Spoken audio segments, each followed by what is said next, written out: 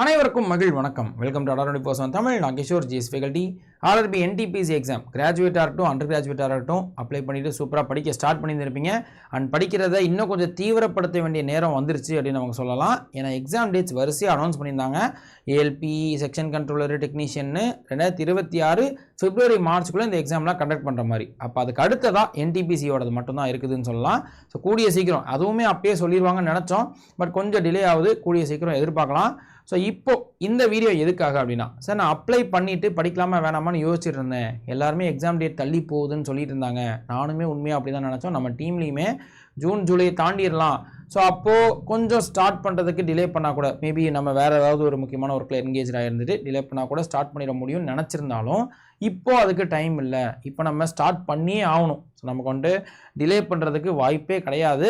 So அதுக்காக இந்த ஒரு சின்ன வீடியோ சொல்லிக்கிறேன். ஸோ உங்களுக்கு சப்போஸ் நீங்கள் அப்ளை பண்ணிவிட்டு படிக்கணும்னு யோசிக்கிறீங்க, என்டிபிசிக்கு படிக்கணும்னு யோசிக்கிறீங்க, பட் புது ஃப்ரெஷ் பேட்ச் இல்லைனாலுமே நம்ம இன்ஸ்டியூட்டோட லாஸ்ட் என்டிபிசி பேட்ச் ஆக்சுவலாக இது இப்போ குரூப் டி நோட்டிஃபிகேஷன் வரப்போகிறதுனால இது வெப்சைட்லேருந்து எடுத்துடலான்னு பிளான் பண்ணோம். பட் இன்னும் நிறைய பசங்க இப்போ டெய்லியுமே கொஞ்சம் பேர் ஜாயின் பண்ணிகிட்டே இருக்கிறாங்க.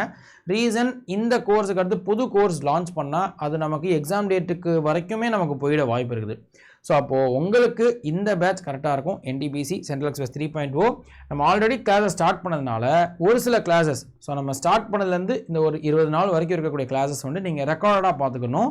அதுக்கு அடுத்து இருக்கக்கூடிய கிளாஸஸ் நீங்கள் லைவாக பார்த்துக்கலாம். ஸோ அப்போ ஒரு 10% சிலபஸ் மட்டும் நம்ம முடிச்சிருந்துருப்போம். 10-15% அதை மட்டும் ரெக்கார்டாக பார்த்துட்டு மற்றதெல்லாம் லைவாக பார்க்குறதுக்கு நீங்கள் உங்களுக்கு ஓகேவாக இருக்கீங்க, ரெடியாக இருக்கீங்கன்னா இந்த கோர்ஸ் ஜாயின் பண்ணிக்கோங்க. டீட்டெயில்ஸ் நான் சொல்கிறேன். அண்ட் இப்போ இந்த பொங்கல் ஆஃபரில் ஜாயின் பண்ணிங்கன்னா மேக்ஸிமம் பெனிஃபிட்ஸ் நம்ம இன்ஸ்டியூட்டில் எப்பயுமே இந்த ஃபெஸ்டிவல் டைம் பீரியட் ஆஃபர்ஸ் கொடுப்பாங்க. ஸோ அந்த டைம் பீரியட் இப்போ ஆஃபர்ஸ் இருக்குது. ஸோ Y890 இந்த கோடை யூஸ் பண்ணி மேக்ஸிமம் பெனிஃபிட்ஸோட ஜாயின் பண்ணிக்கோங்க. வேறு ஏதாவது டவுட் இருக்குனாலுமே நீங்கள் கமெண்ட் செக்ஷன்லையும் கேளுங்க. என்னோட மெயில் ஐடியும் கூட நான் தர்றேன், அதுலேயும் கேட்டுக்கலாம்.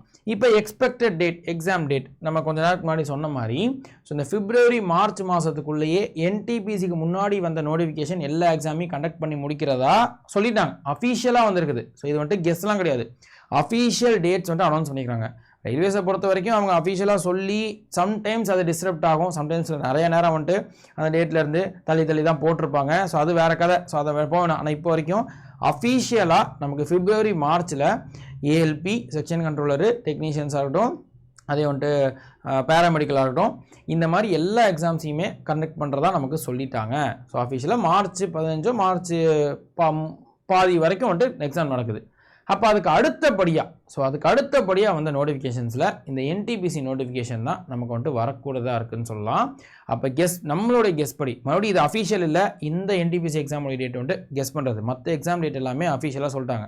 என்டிபிசி எக்ஸாம் இப்போ எல்லாத்தையும் அஃபீஷியலாக சொல்லிட்டதுனால ஏப்ரல்லையோ மேலையோ இருக்கலாம்னு நம்ம எதிர்பார்க்குறோம். ஸோ கிராஜுவேட்டும் சரி அண்டர் கிராஜுவேட்டும் சரி அடுத்து ஏப்ரல் மே மாதங்களில் இருக்கலான்னு எதிர்பார்க்குறது நிறையவே லாஜிக்கலாக கரெக்டாக இருக்க மாதிரி இருக்குது. ஏன்னா மார்ச் மாதத்தோட எல்லா எக்ஸாம் முடிஞ்சிருச்சுன்னா மீதி பெண்டிங்கில் இருக்கக்கூடிய இந்த எக்ஸாம்ஸ் தான். ஸோ இதையும் நமக்கு மேக்குள்ளே முடிச்சுட்டாங்க. ஸோ மேக்ஸிமம் ஜூனுக்குள்ளே அவங்க முடிச்சிட்டாங்கன்னா மேபி அடுத்த வருஷம், அதாவது நமக்கு புது சைக்கிள் வருதுங்க இல்லையா, 2026 வர வேண்டிய நோட்டிஃபிகேஷனுக்கு கரெக்டாக இருக்கணும்னு பிளான் பண்ணுறாங்களான்றது தெரியல. ஸோ மோஸ்ட்லி அவங்களுக்கும் ஒரு வேலை முடிஞ்சிருச்சு இல்லையா. ஸோ ரொம்ப நாள் தள்ளி போகிறதுக்கு பதிலாக எக்ஸாம் கண்டக்ட் பண்ணி முடிச்சிட்டாங்கன்னா அவங்களுக்கும் வேறு வேலை முடிஞ்சிச்சுன்னு நினைக்கலாம். ஸோ கண்டிப்பாக எக்ஸாம் டேட் கொஞ்சம் ஏப்ரல் மேலே வர்றதுக்கு வாய்ப்பு இருக்குதுன்றதை நம்ம கெஸ் பண்ணுறோம். ஒரு 90% இருக்கலாம்னு நமக்கு ஃபீல் ஆகுது. ஸோ அப்போ இந்த டேட்ஸ் நமக்கு இப்போ படிக்க ஸ்டார்ட் பண்ணுறது கரெக்டாக இருக்குமா? சார் நான் நியூ இயர்லேருந்து ஸ்டார்ட் பண்ண நினச்சேன், பட் அது கொஞ்சம் தள்ளி போயிடுச்சு. இப்போ பொங்கல் வந்துருச்சு, சரி பொங்கல் முடிச்சு ஸ்டார்ட் பண்ண போகிறேன் சார். சரி ஓகே, பெட்டர் தான். நம்ம நியூ இயர்க்கே சொல்லியிருந்திருப்போம் ஃப்ரெஷ்ஷாக நியூ இயர்லேருந்து ஸ்டார்ட் பண்ணுங்கள், சூப்பராக டைம் இருக்குதுன்னு. அண்ட் முடிஞ்சளவு எப்பயுமே ஏர்லி ஸ்டார்ட் பெஸ்ட்டு தான். எவ்வளோக்கு முன்னாடி படிக்க ஸ்டார்ட் பண்ணுறோமோ அவ்வளோக்கு நல்லது. ஏன்னா கண்டிப்பாக அது நம்ம எவ்வளோ முன்னாடி படிக்க ஸ்டார்ட் பண்ணாலும் இந்த ஃபீலிங் வரும். பட் ரொம்ப தள்ளி படிச்சிட்டோம்னு வச்சுக்கோங்களேன், எக்ஸாம் பக்கத்தில் வரும்போது ஐயோ இன்னும் ஒரு 10 நாள் எக்ஸ்ட்ரா இருந்துச்சுன்னா எனக்கு பெட்டராக இருக்குமே, ஒரு 10 நாள் நான் முன்னாடி படிக்க ஸ்டார்ட் பண்ணியிருக்க கூடாதா, கண்டிப்பாக எல்லாருமே ஃபீல் பண்ணுவோம். அதை நம்ம கடைசியில் ஃபீல் பண்ண வேணாம், ரெக்ரெட் பண்ண வேணாம். இப்போயே படிக்க ஸ்டார்ட் பண்ணிடுங்க. ஸோ அது செல்ஃப் ப்ரிப்ரேஷன் பண்ணாலும் சரி, நீங்கள் கோர்ஸஸ் ஜாயின் பண்ணாலும் சரி, எதுவாக இருந்தாலும் சீக்கிரமாக முடிவு பண்ண வேண்டிய கட்டாயத்தில் இருக்குன்றதை மட்டும் நான் சொல்லிக்கிறேன். அப்போ தான் நமக்கு ப்ராக்டிஸ் பண்ணுறதுக்குலாம் கொஞ்சம் நல்லா டைம் கிடைக்கும். மார்க் டெஸ்ட் சீரிஸ் எல்லாமே. ஸோ இந்த சிலபஸ் முடிக்கிறதுக்கு கண்டிப்பாக ஒரு 3 to 3.5 மாதமாச்சும் நமக்கு தேவைப்படும்பா. ஸோ 2 மாதத்தில் முடிக்கணும், 1 மாதத்துலலாம் கண்டிப்பாக இந்த என்டிபிசிக்கு அந்த அளவுக்குலாம் படிக்க முடியாது. சில பேர் வந்துட்டு சொல்லலாம். ஸோ அவங்க வந்துட்டு வேறு எக்ஸாம்ஸ் படிச்சிருந்துருப்பாங்க, அந்த நாலேஜை வச்சு என்டிபிசிக்கு வந்துட்டு அட்டன் பண்ணி அவங்க நான் 1 மாதம் தான் படித்தேன், 2 மாதம் படித்தேன், நான் கிளியர் பண்ணிட்டேன்னு சொல்லுவாங்க. நம்பாதீங்க. நம்ம வந்துட்டு ஃபுல் அண்ட் ஃபுல் இதுக்கு எஃபர்ட், அதுவும் ஃப்ரெஷராக இருந்தீங்கன்னா 4 மாதமாச்சு கண்டிப்பாக வந்துட்டு நமக்கு தேவைப்படும். வேறு எக்ஸாம்ஸ் நீங்கள் படிச்சிருந்து என்டிபிசி படிக்க போகிறீங்கன்னா ஓகே பெட்டர், 2 மாதத்தில் உங்களுக்கு ஓரளவு வந்துட்டு நாலேஜ் இருக்கும், அதை வச்சு படிக்கலாம். பட் எதுவாக இருந்தாலும் ஃப்ரெஷ்ஷாக வந்துட்டு ஸ்டார்ட் பண்ணிட்டீங்கன்னா இப்போவே வந்துட்டு ஸ்டார்ட் பண்ணிடுங்க, அதை மட்டும் சொல்லிக்கிறேன். அண்ட் என்டிபிசியை பொறுத்த வரைக்கும் 2 ஸ்டேஜ் எக்ஸாமில் நம்ம படிக்க வேண்டிய அந்த முக்கியமான 3 சப்ஜெக்ட்ஸ் என்னென்ன, ரீசனிங் உங்களுக்கு ஃபுல் மார்க் எடுத்தே ஆகணுன்ற மாதிரி அந்த அளவுக்கு படிச்சுக்கணும், 30க்கு 30 அடிக்கிற மாதிரி படிச்சுக்கணும். அண்ட் மேத்தமெட்டிக்ஸ் ஆப்டிடியூட் பார்த்தீங்கன்னா அது 30க்கு 30 முடிஞ்ச அளவு ட்ரை பண்ணணும், அட்லீஸ்ட் 25 அடிச்சிடணும். பட் வெயிட்டேஜ் அதிகமாக இருக்கக்கூடிய ஜென்ரல் அவேர்னஸ், அது நம்ம என்ன தான் நம்ம வந்துட்டு அவ்வளோ எஃபர்ட் போட்டோம், கடல் மாதிரி இருக்கும், ரொம்ப பெருசான வாஸ்டான சிலபஸ். பட் அதை கொஞ்சம் ஸ்மார்ட் ஒர்க் பண்ணி முடிஞ்ச அளவு அதில் நல்ல மார்க் எடுக்க ட்ரை பண்ணணும். ஸோ அப்படி பார்க்கும்போது இந்த 3 subject most important. So general awareness, மேத்தமெட்டிக்ஸாக இருக்கட்டும் அண்ட் ஜென்ரல் இன்டெலிஜென்ஸ் ரீசனிங், இந்த 3 சப்ஜெக்டை ஃபவுண்டேஷனையும் கொஞ்சம் ஸ்ட்ராங் பண்ணிக்கிட்டு ப்ராக்டிஸும் நல்லா பண்ண ஆரம்பிச்சிருங்க. ரீசனிங் அண்ட் ஆப்டிடியூடுக்கு ப்ராக்டிஸ் ரொம்ப முக்கியம், ஜென்ரல் அவேர்னஸ்க்கு ரிவிஷன் ரொம்ப முக்கியம். ஸோ அப்போ இந்த கான்செப்டில், ஸோ இந்த ஒரு லாஜிக்கில் வந்துட்டு நல்லா வந்துட்டு படிக்க ஆரம்பிங்க. ஸோ இந்த 2 சப்ஜெக்ட்டும் ப்ராக்டிஸ் டெய்லி வந்துட்டு ஷார்ட்கட்லேருந்து எல்லா விஷயத்தையும் ப்ராக்டிஸ் பண்ணிகிட்டே இருங்க. ஜென்ரல் அவேர்னஸ்க்கு படித்ததையே மறுபடியும் பாருங்கள். ஸோ நான் மறுபடியும் ரிவிஷன் பண்ண எல்லாமே உங்களுக்கு பெட்டராக வந்துருன்றதை நான் சொல்லிக்கிறேன். ஸோ எதுவாக இருந்தாலும் மறுபடியும் சொல்கிறது ஒரே விஷயம் தான், ஏர்லி ஸ்டார்ட் பெஸ்ட் ஸ்டார்ட். சீக்கிரமாக படிக்க ஸ்டார்ட் பண்ணுங்கள். நீங்கள் செல்ஃப் ப்ரிப்ரேஷன் பண்ணால் கூட ஓகே தான், இல்லைனா வேறு ஒரு ஐடியாலாம் நீங்கள் வந்துட்டு படிச்சுட்டு இருக்கீங்க, சரி தாராளமாக ஓகே. நீங்கள் எஸ்எஸ்சி படிக்கிறீங்க, என்டிபிசி அதை வச்சு இதை அட்டென்ட் பண்ண போகிறீங்க, எஸ்எஸ்சி பேட்ச், அது எல்லாமே தாராளமாக ஓகே. எதுவாக இருந்தாலும் நீங்கள் வந்துட்டு நல்லபடியாக நல்லது நடக்குன்ற நம்பிக்கையோட படிங்க, இது ஓகே.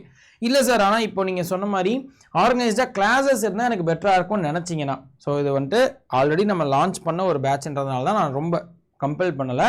ஸோ இது ரெக்கார்டட் அண்ட் லைவ் கிளாஸஸாக இருக்க போகுது. ஸோ ஃப்ரெஷ் பேட்சாக இருக்குது, ஒரு புது பேட்ச்னா கண்டிப்பாக நம்மளே வந்துட்டு இதுக்கு ஒரு புத்துணர்ச்சியோடு இருக்கும்ப்பா அப்படின்னு நமக்கு சொல்லலாம். பட் இது வந்துட்டு ரெக்கார்டட் அண்ட் லைவ் கிளாஸஸ், அதனாலேயே நமக்கு ப்ரைஸ் கொஞ்சம் கம்மி பண்ணியிருக்கிறாங்க. ஸோ நம்ம பசங்க வந்துட்டு கிட்டத்தட்ட ஒரு 20 நாளுக்கான கிளாஸ் வந்துட்டு ரெக்கார்டாக பார்க்க வேண்டியது இருக்கும். ஸோ அது லைவாக இருந்தால் தான் எப்பயுமே பெட்டர்னு வச்சுக்கோங்களேன். ஸோ லைவ் கிளாஸஸ்னால் இன்ட்ராக்டிவாக இருக்கலாம், டவுட்னா கேட்டுக்கலாம், இந்த மாதிரி வந்துட்டு இருக்கும். ஸோ இது ரெக்கார்டட் அண்ட் லைவ் கிளாஸஸ்னால இதுதான் நமக்கு லாஸ்ட் பேட்சாகவும் இருக்க போகிறதுன்றதுனால இந்த ரெக்கார்டட் அண்ட் லைவ் கிளாஸஸ் புது பேட்ச் வந்துட்டு நம்ம என்டிபிசிக்கு லான்ச் பண்ணுறது இப்போதைக்கு ஐடியாவே இல்லை, பண்ணாலும் ரொம்ப கஷ்டம், டேட் வந்துட்டு சொல்லிட்டாங்கன்னா. ஸோ அதனால் உங்களுக்கு படிக்கணும், ஆர்கனைஸாக கிளாஸஸ் இருக்கணும்னு நினச்சிங்கன்னா என்டிபிசிக்கு சென்ட்ரல் எக்ஸ்பிரஸ் 3.0 நீங்கள் ஜாயின் பண்ணிக்கலாம்.